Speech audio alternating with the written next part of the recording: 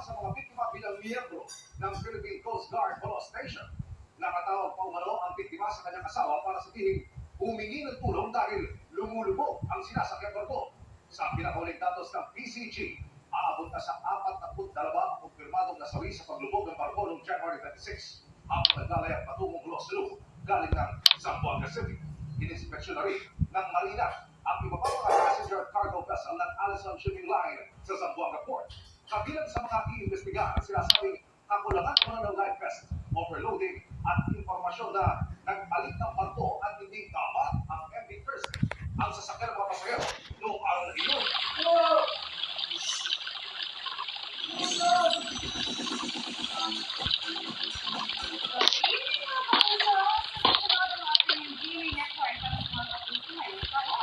Bukod sa bagong action drama series na mapapanood na mamaya sa GMA Prime, may isa pang project na niluluto sina Kylie Padilla, Miguel San Felix, Jack Roberto, Kylene Alcantara at Uboy Villar. Kung ano yan, i-chika ni Obi Karamta. Marami ang na-excite nang ilabas ang larawang ito ni Kylie Padilla, Miguel San Felix, Jack Roberto, Kylene Alcantara at Uboy Villar. Muli kasing magsasama sa proyekto sina Kylie at Jack, pati si Kylene at Miguel, para sa isa na namang action drama series sa Kapuso Network. Ito ang Task Force Firewall.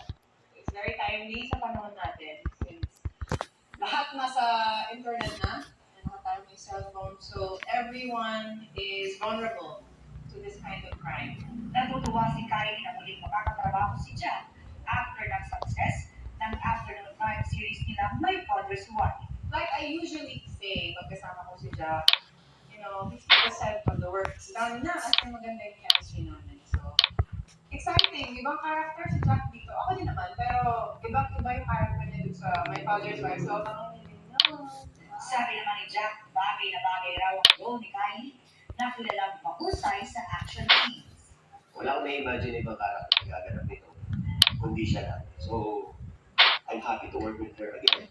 And I'm excited, of course, dahil ang maganda sa amin, when